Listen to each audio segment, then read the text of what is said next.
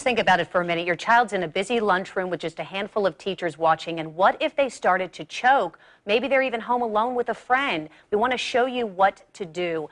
And before we show the heimlich, I just want to mention, because we ran out of time before, a couple of just really quick things. I didn't realize that peanut butter, you have to be really careful with a child who's young in terms of a choking hazard. If they get a big glob of peanut butter and inhale, again, it's so soft it can take over the shape of the airway and block the entire airway. And that's something to think about also, as well as carrots and small things that we have here, nuts Raw and the rest. carrots. And raw carrots, particularly, because they are so hard.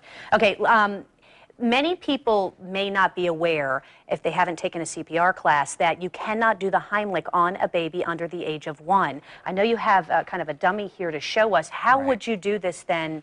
God forbid your baby starts to choke. So if your baby's choking under 1, you can't do the heimlich, you're right. So you want to grab your child, and you want to support their chin and head, turn them over like that, have the head lower than the body, and you do 5 back blows.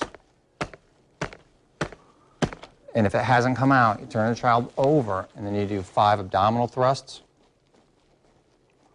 And you keep repeating that until either the piece of food comes out or the child collapses and is unconscious, and then you go to CPR if that happens. Should you ever stick your finger in their mouth? Only if you see the food. Otherwise, no. You go immediately to the back blows, 5, and then do the abdominal thrusts 5, and you keep repeating that until the food comes out or the child's unconscious. And you know, this is all can be very hairy and certainly very scary. This has happened to me once, in fact, when my girl was very young. Do you call 911 first, or do you start performing? What suggestions do you have? That's a good question. You call 911 first, so help be coming on the way as you're assisting the child. Great example. Now, we have heimlich for older children, teenagers, for example. I know we're going to bring Crystal in, and she's going to kind of be our guinea pig, so to speak, because, you know, a lot of people, you see this on TV, but you're not quite sure. And for me, it's where do you put your arms? Well, first, you want to know if somebody's choking, and you ask them if you're choking. If they can answer you, they're not choking.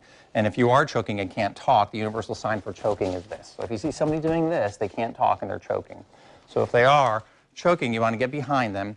You make a fist with a hand, cover your other hand like that, and you want to make sure you're below their breastbone so you don't hurt their ribs, and you push in and up. Basically, you're forcing the diaphragm up to try to create a cough to get the lodged food out. And you do that until the food comes out or they become unconscious. If it's a smaller child or a smaller person, you can get on one knee and do it. If they're half unconscious, you can be on the floor, have them laying, straddle them, and do it that way as well. Do it that way, okay. Bob Legere, thank you so much with Wilson Children's Hospital. Do appreciate it. Certainly life-saving information that we can give to empower our viewers.